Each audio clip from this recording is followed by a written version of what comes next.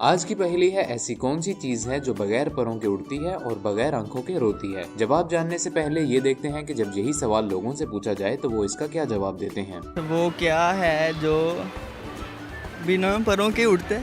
बिना परों के उड़ता है और बिना आंखों के रोता है। कौन हो सकता है वो? इंसान। नहीं, ऐसी चीज़ नहीं हो सकती। बिना परों के उड़ता है। ऐसी कौन सी चीज़ हो सकती है जिसके पर भी ना हो और इस सवाल का सही जवाब है बादल। जी हाँ, वो बादल ही हैं जो बगैर परों के उड़ते और बगैर आंखों के रोते हैं।